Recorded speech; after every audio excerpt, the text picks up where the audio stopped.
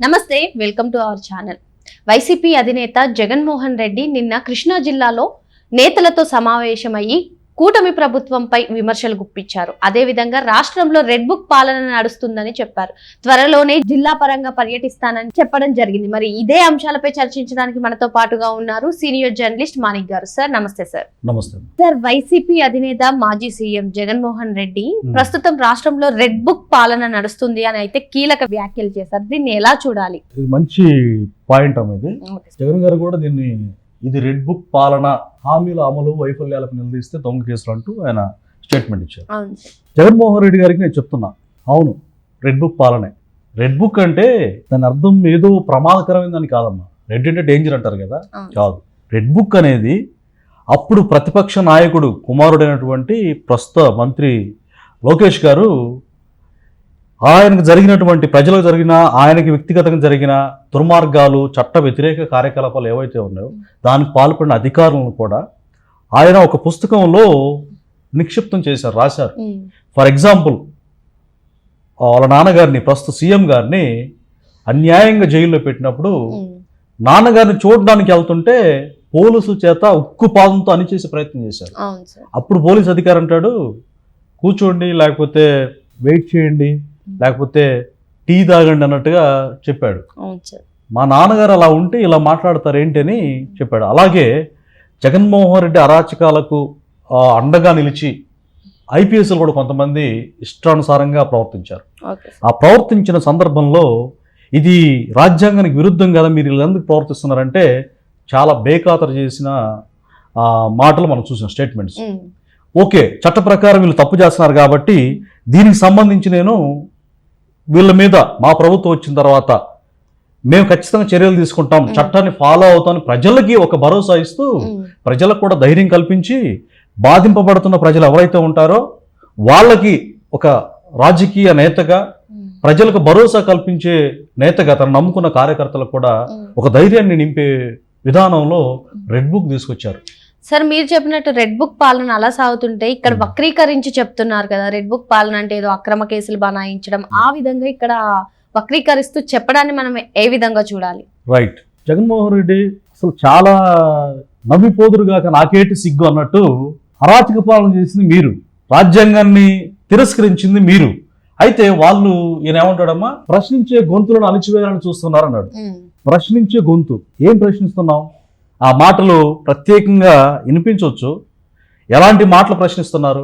తల్లి, చెల్లి, ఆలి, అమ్మ, అక్క, మహిళ తల దించుకునే విధంగా, మహిళ గుండె పగిలే విధంగా సొంత చెల్లిని, అక్కను కూడా ఆ విధంగా తిట్టిస్తుంటే వాళ్ళ మీద కేసులు పెట్టొద్దమ్మా.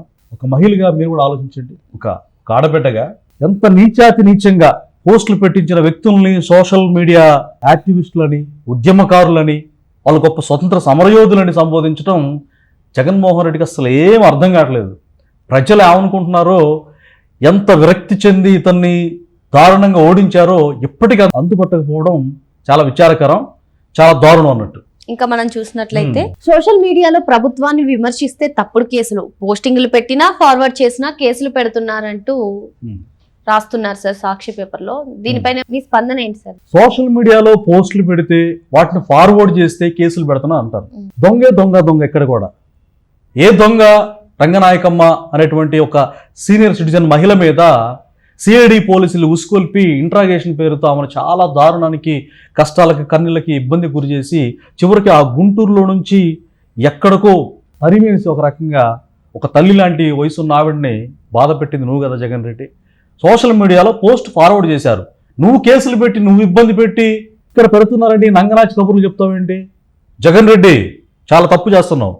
అసలు నువ్వు మారట్లా, నువ్వు మారవా అని చెప్పి చాలాసార్లు నిన్ను ప్రశ్నించినా నీలో మార్పు రాలా.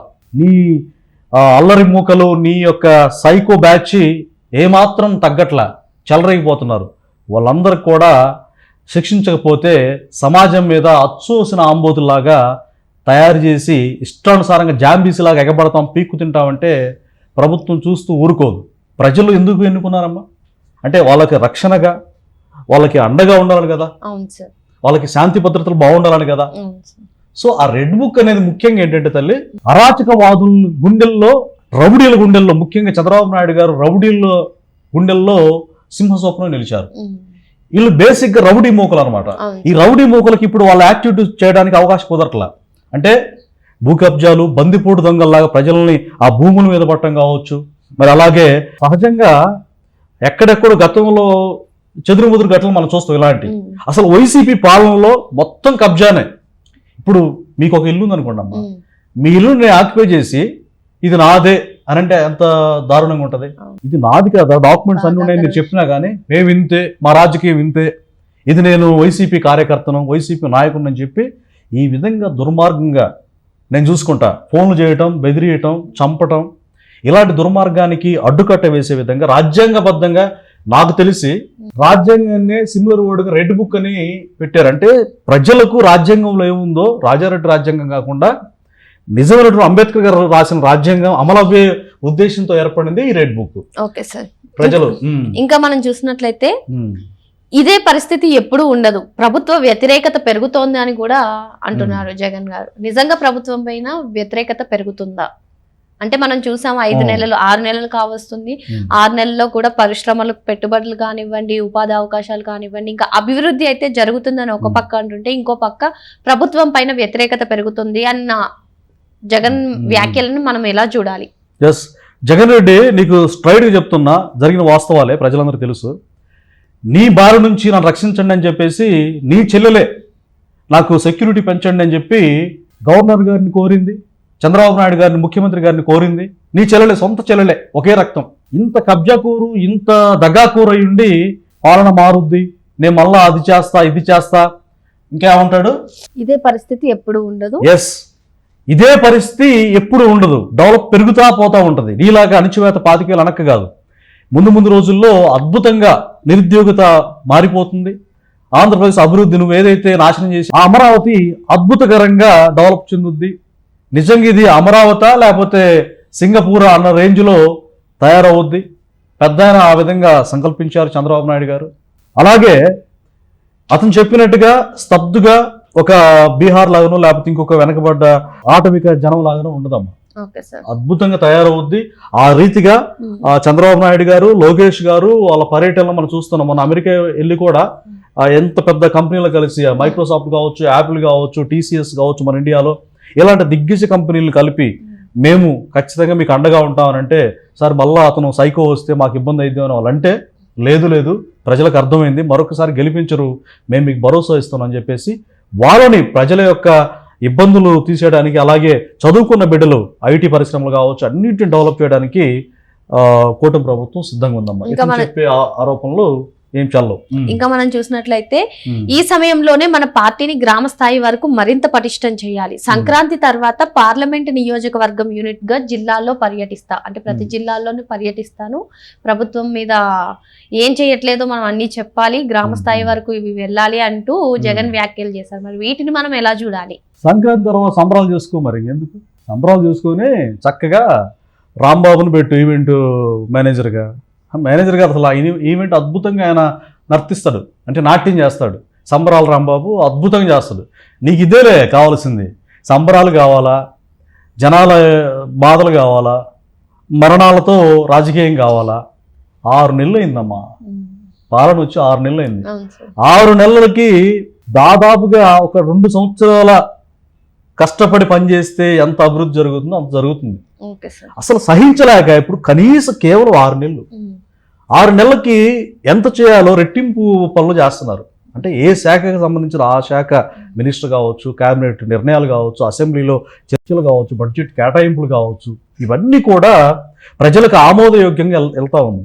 అలాగే మేనిఫెస్టో ఏదైతే ఇచ్చారో దాని అమలు కూడా దీపం పథకం 2.0 కూడా అద్భుతంగా ముందుకెళ్తా ఉంది. ఆల్రెడీ అవి లక్షల మంది బుక్ చేసుకున్నారు, అవి వచ్చాయి. రేపు మహిళలు బస్సుల్లో ఉచితంగా ప్రయాణించడానికి మొత్తం కూడా కట్టుబడి పనిచేస్తున్నారు.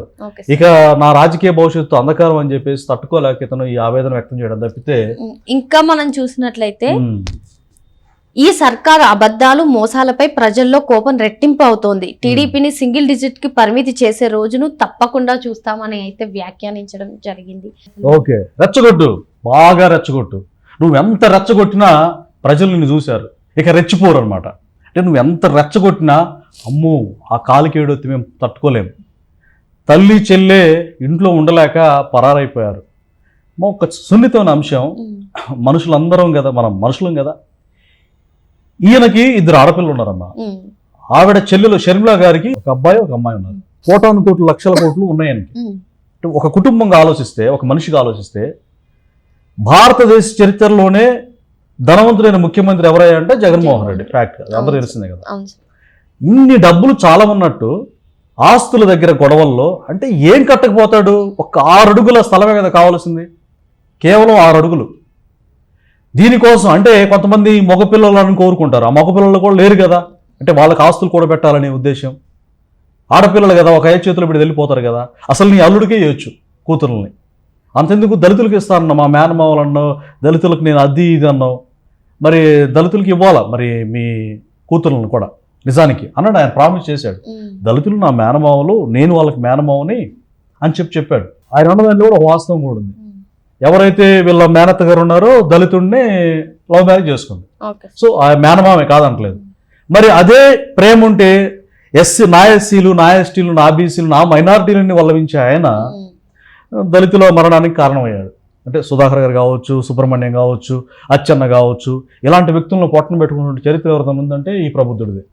అంటే ఇన్ని కోట్లు సంపాదించి షర్మిలాని కూడా ఇంటికి రానియకుండా అవసరమైతే ఆవిడంటే ఇట్లా గోడకేసి నెట్టి కొట్టి ఇబ్బంది పెట్టి బాధ పెట్టాడంట. సొంత చెల్లెలు నీ దగ్గర రావాలంటే ఒక రాక్షసుడి దగ్గరికి నేను రావాలంటూ భయపడింది. ఇంకా ఆ స్టేట్మెంట్ రీసెంట్గా మనం చూసామమ్మా, విశ్వనాగుతో పోల్చింది. అంటే విశ్వనాగు కాటేసి చనిపోతారు ఎవరైనా. అంటే మా అన్నయ్య విశ్వనాగు అంటుంది, నువ్వు చెల్లి ఇంట గెలిచి రచ్చగలవాలంటారు కదా, నువ్వు ఇంట ఎక్కడ గెలిచావు? నీ తల్లి ప్రేమ చూరగొన్నావా? నీ చెల్లి ప్రేమ చూరగొన్నావా? వాళ్ళ ప్రేమ లేదు, నువ్వు ప్రజలను రెచ్చగొడతావా? రెచ్చగొడితే రెచ్చిపోయే ప్రజలు ఏపీలో అయితే నాకు తెలిసి లేరు. ఫస్ట్లో నిన్ను చూడలేదు కాబట్టి ఆ వంక ఈ వంక పెట్టుకొని మీ నాన్నగారి మీద సింపతి, ఆయన చనిపోయారని, అలాగే ఏనేదో చేస్తాడు, ఒక్క ఛాన్స్ అంటున్నాడు, రాజశేఖర రెడ్డి బిడ్డ కదా అనుకొని మీ నాన్నగారి మీద ఉన్న అభిప్రాయంతో కాంగ్రెస్ పార్టీ కార్యకర్తలు ఎవరైతే ఉన్నారో వాళ్ళని ఈ పార్టీని నమ్ముకుని చేశారు. వాళ్ళని నిండా ముంచావు, దారుణంగా వాళ్ళని వంచాడు. ఈ యొక్క రాక్షసుడికి ఇలాంటి రాక్షస పాలన విశ్వనాథ్కి ఈసారి ఓట్లేసి గెలిపిస్తారని నేనైతే అనుకోవట్లేదమ్మా. ఇంకో చూద్దాం సార్, మనం అబద్ధాలు చెప్పడం మనకు చేత కాదు, అది నిజాయితీ, అతి మంచితనం మనకున్న సమస్యలు. కానీ రేపు మనం అనుకుంటున్న ఈ సమస్యలే మళ్ళీ మనల్ని అధికారంలోకి తెస్తాయి. 6 నెలల తిరక్క మునిపే ఇవాళ పరిస్థితి చూస్తే ప్రతి ఇంట్లో ఒకటే చర్చ జరుగుతోంది. జగన్ కనీసం పలావ్ అయినా పెట్టేవాడు, చంద్రబాబు బిర్యానీ పెడతానన్నాడు, తీరా చూస్తే పలావ్ పోయింది, బిర్యానీ పోయిందని చర్చ జరుగుతోంది అని ఆయన వ్యాఖ్యానించడం. ఈ అబద్ధికుడు ఏం అబద్ధాలు చెప్తాడమ్మా. నాకైతే ఫక్కుని నవ్వుకున్నా, ఇది మనసులో చదువుతుంటే, మీరు చదువుతుంటే జనాలు కూడా దారుణంగా బాధ, వేదన, నవ్వు అన్ని మిక్స్ అయి ఉంటాయి అన్నమాట. ఎందుకంటే ఒక అద్భుతమైన పదం చెప్పాడు, అబద్ధాలు చెప్పడం మనకు చేత కాదు, అతి నిజాయితీ. ఈ అయితే నువ్వు తగ్గించుకోవాలా, ఈ అయితే బాగా తగ్గించాలి నువ్వు. అతి నిజాయితీ, అతి మంచితనమా, అతి ప్రేమ నీకు మర్చుకు చూద్దామా మరి. అబద్ధాలు చెప్పడం చేత కాదు. ఈ అబద్ధాల కోరు అక్క చెల్లెమ్మల కోసం నేను ఒక్కటే మాట ఇస్తున్నా, హామీ ఇస్తున్నా అని చెప్పి ఏమన్నాడంటే, మద్యపాన నిషేధం పూర్తిగా చేస్తా, నేను మద్యపానం అనేది లేకుండానే నేను ఓట్లు అడుగుతా, ఈసారి మద్యపాన నిషేధం చేస్తేనే మిమ్మల్ని ఓట్లు అడుగుతాను అని చెప్పి ప్రామిస్ చేసి, వాటిని ఏవైతే మద్యపానం సంబంధించిన విషయాలనే తాకట్టు పెట్టి డబ్బులు అప్పు తీసుకొస్తాడు. అంటే నేను మద్యం ధారాళంగా కుమ్మరిస్తానని సొంత మద్యం తయారు చేసి వేల కోట్లు, లక్షల కోట్లు సంపాదించుకుంటాడు. మద్యపాన నిషేధం జరగలేదు, మనకు తెలుసు అదంతా. తర్వాత ఏం చేశాడంటే, ప్రభుత్వ ఉద్యోగులను మోసం చేసి మీకు ఏవైతే బెనిఫిట్స్ ఉన్నాయో అవి నేను అమలు పరుస్తాను అని చెప్పాడు. టీచర్స్ని మోసం చేశాడు. వారం రోజుల్లో మీకు మెగా డిఎస్సి ఇస్తాన్నావు, చంద్రబాబు నాయుడు గారు పోస్టులు ఇవ్వట్లేదని చెప్పావు. 5 ఏళ్లలో ఒక్క డిఎస్సి కూడా ఇవ్వలేదు. పిఆర్సి వారం రోజుల్లో చేసేద్దామన్నా అని చెప్పావు, మాట ఇచ్చావు, నమ్మారు. నిలువున దాని గురించి అవగాహన లేక నేను చెప్పానని మాట తప్పావు. పచ్చి అబద్ధికుడివి. మనల్ని నిజాయితీ పరుణ్ణి, అతి మంచితనం, మాట తప్పను, మడమ తిప్పను, ఇలాంటి డైలాగులు ఎక్కడో కాపీ కొట్టి రాసుకొని అది నేను పాటిస్తున్నాను నీకు నువ్వు సెల్ఫ్ డబ్బా కొట్టుకుంటే ప్రజలు నమ్మే పరిస్థితి లేరు. అలాగే మెగా డిఎస్ ఎక్కడిచ్చావు, ఎవరికి ఇచ్చావు? ఒక్క పోస్ట్ అన్నా నువ్వు ఫిల్ చేసావా? లేదు. పైగా టీచర్స్ని ఏదైతే మద్యపానం ఉందో ఆ బెల్ట్ షాపులు ఉంటాయో, ఆ బార్ షాపులు ఉంటాయో అక్కడ పాపం వాళ్ళని డ్యూటీలు వేసి టీచర్స్ని అక్కడ డ్యూటీ వేయచ్చమ్మా? మనిషివేనా నువ్వు? టీచర్స్ని విద్యాబోధనలు చేసేటువంటి విద్యాబుద్ధులు చెప్పే టీచర్స్ని నువ్వు మద్యం షాపుల దగ్గర పెడతావా? డ్యూటీ చేస్తావా? స్కూళ్ళను మెర్జ్ చేసి ఇష్టానుసారం చేస్తావా? ఇంగ్లీష్ మీడియం అని చెప్పేసి తప్పులు తడగబెట్టేసి ఏదేదో నాడు నేడని రకరకాలుగా వాళ్ళు దోచుకోవడానికి దాచుకోవడానికి ఒక జిగ్జాగ్ చేసి పిచ్చోడి చేతుల్లో రాయిలాగా చేసి ఈరోజు నేను చాలా మంచివాడిని, చాలా గొప్పని చెప్పి అమాయకమైనటువంటి ఫేస్ పెట్టి తల్లిని చెల్లిని కూడా ఇబ్బంది పెట్టినటువంటి ఒకటేనమ్మా నేను చెప్తుంది. ఏ చెల్లైనా తన అన్న కంటే మంచి రక్షకుడు, లేకపోతే నాకు ఏ ఆపద వచ్చినా నా అన్న తీరుస్తా అనుకుంటారు ఏ చెల్లైనా కానీ. ఏ తల్లైనా కానీ నా కొడుకు నా పేగు తెంచుకొని ఇప్పుడు 9 మాసాలు మోసాను, నా కొడుకు నా వయసు అయిపోయిన తర్వాత నా కొడుకు చూసుకోవాలని కోరుకుంటారు. ఆ తల్లే నా మరిది గారైన వైఎస్ వివేకానంద రెడ్డికి పట్టిన గతి నాకు పడుతుందని చెప్పేసి అసలు అతని దగ్గరికి పోవట్లేదు. ఇప్పుడు నా చెల్లెని గెలిపించండి, నా కొడుకు తప్పుడు వ్యక్తి అని చెప్పి జగన్మోహన్ రెడ్డి స్టేట్మెంట్ ఇచ్చింది. ఇంకెవరు నువ్వు ఎవరిని, ఏ తల్లిని మోసం చేయాలని, ఏ చెల్లిని మోసం చేయాలని ఇంత దుర్మార్గమైనటువంటి ఆలోచనలు నువ్వు మానవా? అంటే నువ్వు మళ్ళా గెలిచి ఇంకా రక్తపాతం సాధిద్దామనేనా, అందరిని ఓచుకోత కోద్దామనేనా? సో ప్రజలు నువ్వు చేసిన తప్పులకి జైలు సిద్ధంగా ఉంది, దాని మొత్తం సంబంధించిన డేటా మొత్తం జరుగుతుంది. ఖచ్చితంగా జైలుకి వెళ్ళేటువంటి పర్సన్ ఇవన్నీ చెప్పడం చాలా హాస్యాస్పదం. ఈ రోజు ఈ అంశంపై చర్చించాం. మరో రోజు మళ్ళీ కలుద్దాం. నమస్తే.